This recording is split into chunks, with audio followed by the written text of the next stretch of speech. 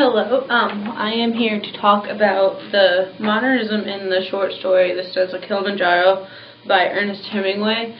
The story is about a man and a woman who have gone to Africa, where Mount Kilimanjaro is, to just take a hike, spend some time together, and he runs into a thorn and gets some gangrene, and he eventually dies. So, the story, during the time when he is getting ready to pass on, he is very rude to the woman, which has a little bit of modernism, because according to Gwendol, like, women were going through a hard time. They were being mistreated by men.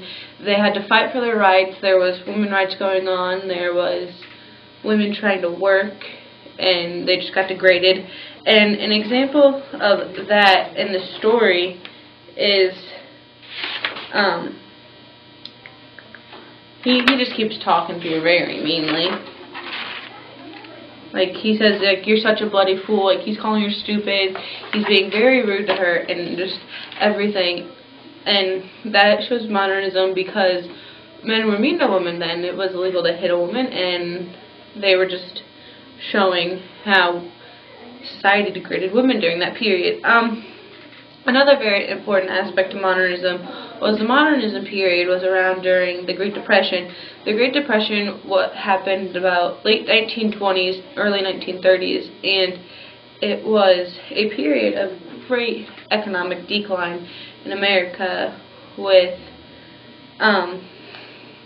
jobs being lost, people can barely afford to buy homes and everything, and it just set out a pessimistic wave over America, and that shows the great pessimism, like, that shows modernism within the Snows of Kilimanjaro, because the guy who sits there is like, I'm waiting for my death to come, I know it's going to come, there's nothing else to live for, I'm ready to die, which he's not very old, so there's a lot more things in his life that could happen, and that was a very important aspect of modernism within Hemingway's writing.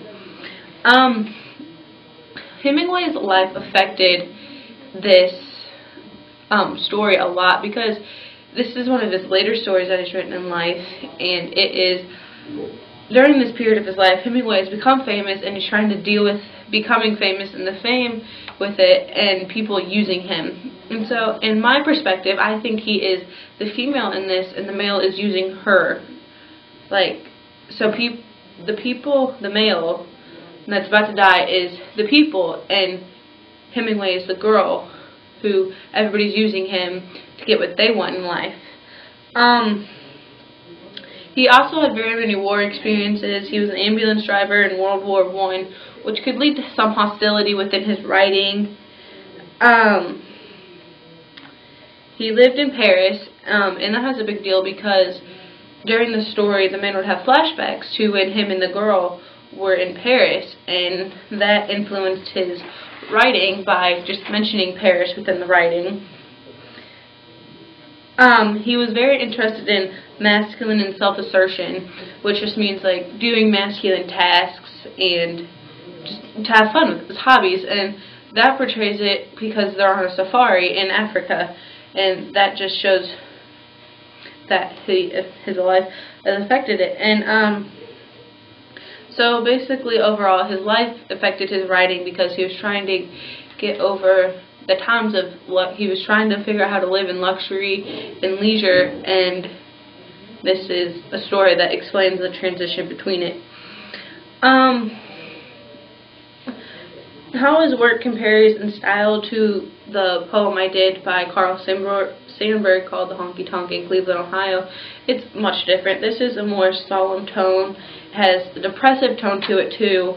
It has the opposite side of modernism. As in Carl Sandburg's poem, it's jazz. It has to do with the Harlem Renaissance that happened within the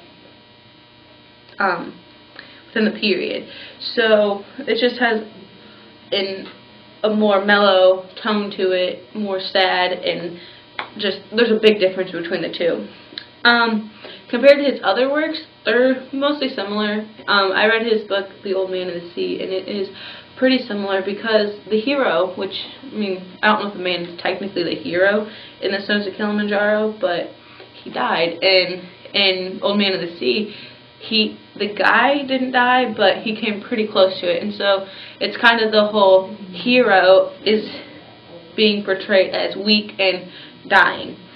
So that's the aspects of modernism within the story The Snows of Kilimanjaro by Ernest Hemingway. Thank you.